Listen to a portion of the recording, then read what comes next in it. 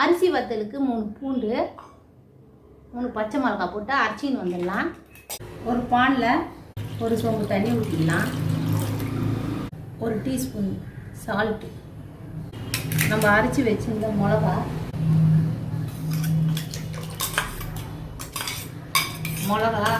பூண்டு அரைச்சி வச்சுருந்ததை போட்டுக்கலாம். 1 டீஸ்பூன் எள்ளு, பெருங்காயம். அரிசியை ஊற வச்சு காய வச்சு அரைச்சின்னு வந்து வச்சுக்கிறோம். பச்சை அரிசி மாவு இது. இதில் 2 கப்பு போட்டுக்கலாம்.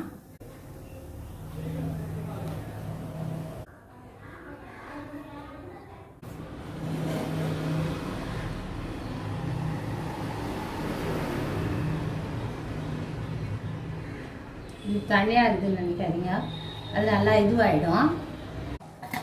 மூடி போட்டு மூடிடலாம். 10 நிமிஷம் கழிச்சு வந்து ஸ்டவ் ஆஃப் பண்ணிட்டு வந்து ரெடி பண்ணி மாவு எடுத்துக்கலாம். மாவு எடுத்து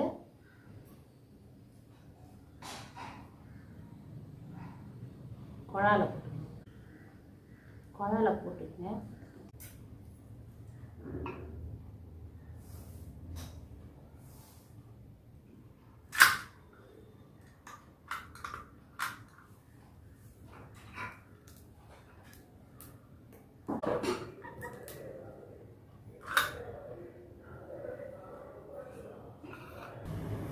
தண்ணி கொதிச்சிடுச்சு.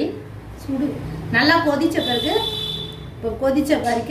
எடுத்து உள்ளே வச்சிடலாம். 10 நிமிஷம் பொறுத்து எடுத்துக்கலாம்.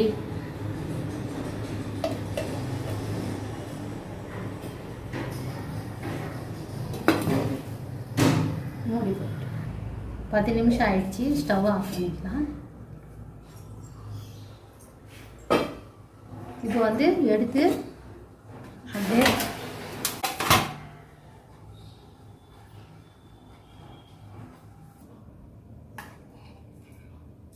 அப்படியே நல்லா வந்துடும்.